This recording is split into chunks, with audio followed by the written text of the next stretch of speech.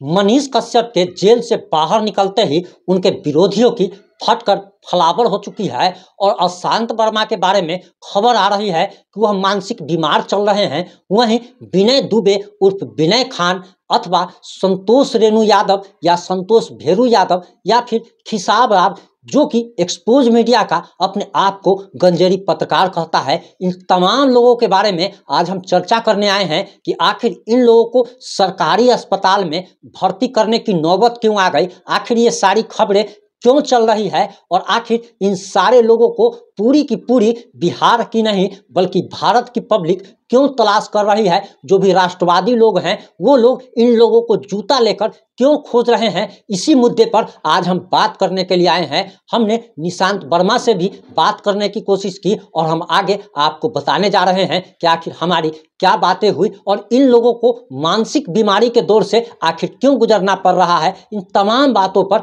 हम लोग 5 से 8 मिनट की रिपोर्ट में चर्चा करने जा रहे हैं।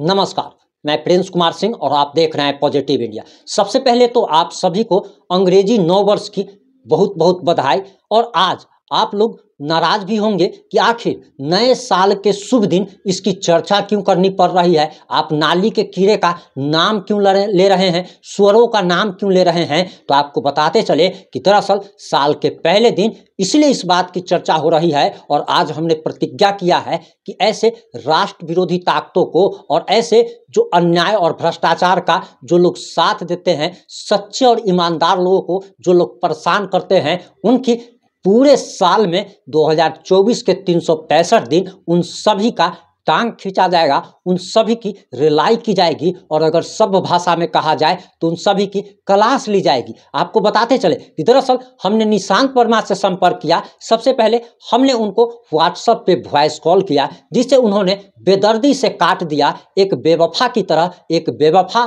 प्रेमिका की तरह उन्होंने फ़ोन को काट दिया और उसके बाद हमें एक क्वेश्चन मार्क का मैसेज भेजते हैं जो कि अभी आपके स्क्रीन पर दिख रहा होगा। इसके बाद हम लिखते हैं कि सर प्रणाम, मैं प्रिंस, आपसे पहले भी कई बार बातें हो चुकी है और हम आपसे मनीष कश्यप के मुद्दे पर 5 मिनट का समय चाहते हैं।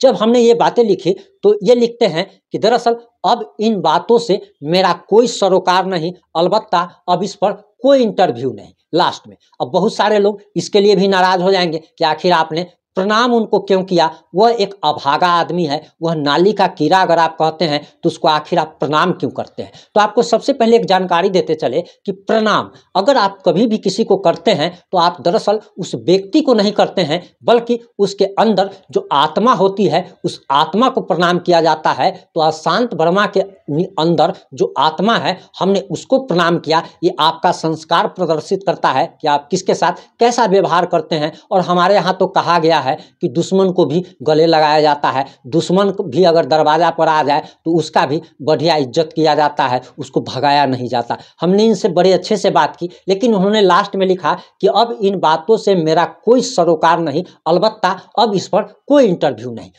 इसका मतलब आप साफ साफ समझ जाइए कि अब ये दरअसल मुंह दिखाने लायक नहीं रहे। पहले से भी ये मुंह दिखाने लायक नहीं थे लेकिन मनीष कश्यप के जेल जाने के बाद इन्होंने ऐसी मतलब आप कह सकते हैं कि ऐसा घोषणा कर दिया, ऐसा बड़ा दावा कर दिया कि अब अपने दावा का अगर ये चेहरा दिखाते हैं तो ये चेहरा जो है वो कुछ थूक चाटने जैसा होगा। और ठीक उसी के कारण, ये शर्म के कारण हमको लगता है कि सबसे बड़ी बात तो ये है कि ये तो बहुत बेशर्म इंसान है। तो आखिर इनको शर्म क्यों आ रही है चेहरा दिखाने के लिए, ये लोगों को फेस क्यों नहीं कर पा रहे हैं, उसके बारे में आप जान लीजिए। आपको बताते चले कि ये लोग घोषणा करता था, एक विनय दुबे जो मुंबई वाला, जैसे पूरा मुंबई उसके बाप का हो उस तरीके से वो कहता है कि मैं विनय दुबे मुंबई। सारे मुंबई तुम्हारे बाप का है, मुंबई तो तुम्हारे बाप का नहीं है, पूरा देश जो है सबका है। तो तुम कैसे कह देगा कि मुंबई का हम, अरे तो विनय दुबे हो, या फिर संतोष भेरू यादव हो या फिर वो खिसाब राज गंजेरी जो है,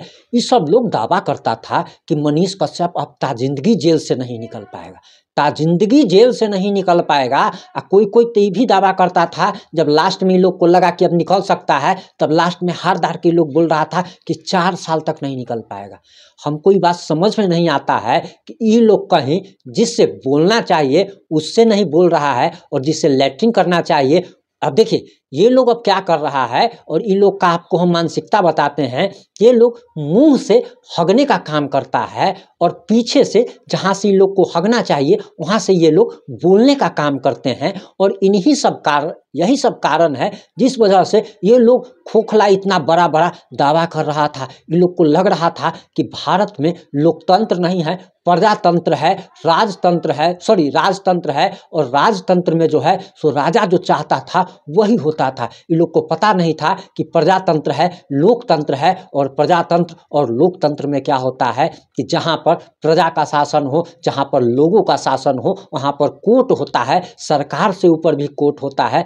लेकिन एक न एक दिन आपको न्याय मिलना है। और सबसे बड़ी बात तो ये है कि ये आप अगर नीचे के न्यायालय से बच जाइएगा तो ऊपर वाले के न्यायालय से आप नहीं बच सकते हैं। आपको क्या पता है, हम इन सब चीज़ों पर टिप्पणी नहीं करना चाहते थे, लेकिन इन लोगों का जो भाई आप बेटा लोग जो है सो लफ्फू टफ्फू टाइप का लोग है। आपको शायद पता नहीं है, हम ज़्यादा विशेष नहीं बोलना चाहेंगे, लेकिन इन लोग जो है जैसा किया उसका फल इन लोग को भोगना पड़ रहा है। सुनने में आ रहा है कि विनय दुबे की तबीयत काफ़ी खराब चल रही है। अब संतोष भेरू यादव का क्या स्थिति है कि आपको बताते चले कि दरअसल बहुत बोलता था, अब जहाँ भी जाता है वहाँ जो भी इसको पकड़ लेता है, 8 साल 10 साल का लड़का लोग इसको पकड़ लेता है, इसको थूर देता है।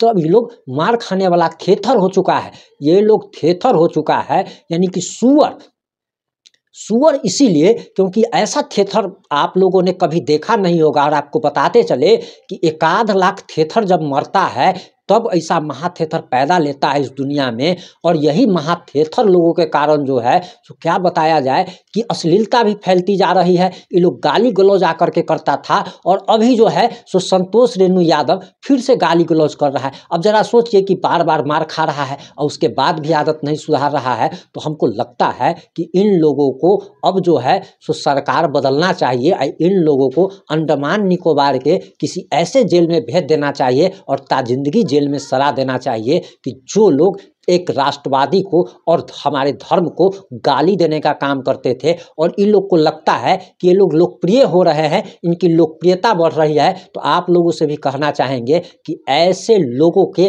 वीडियो को इग्नोर किया करें जो लोग भी हमारे राष्ट्र के ऊपर, हमारे धर्म के ऊपर गलत टिप्पणी करते हैं। खैर, निशांत वर्मा की मानसिक स्थिति खराब है, विनय दुबे जो है उसकी तबीयत ज़्यादा खराब हो चुकी है, अब चंदा चुटकी लेकर के उसका इलाज कराना पड़ेगा। अब कहाँ तक ये मामला सही है, वहीं आपको बताते चले कि विकास राज जो है उसको सदमा लग गया है। जो एक्सपोज मीडिया वाला है वो तो बोलता था कि 4 साल मनीष कश्यप जेल से बाहर नहीं निकल पाएगा, लेकिन जैसे ही मनीष कश्यप जेल से बाहर निकला उसे ऐसा सदमा लगा है कि बेचारा वीडियो भी बनाना बंद कर चुका है। इक्का दुक्का वीडियो आ रहा है, लाइव में आ रहा है, तो ऐसा लग रहा है जैसे फ्रस्ट्रेशन का शिकार हो। घर से कोई व्यक्ति अगर मार खाकर निकलता है तो बाहर में उसका क्या बिहेवियर होता है, ठीक उसी प्रकार से इन लोगों का बिहेवियर है। इन लोग जो है तो हमको लग रहा है कि कहीं मानसिक दिवालियापन का शिकार न हो जाए और इन लोग को झारखंड की राजधानी रांची के पागलखाना या फिर यूपी के आगरा के पागलखाना में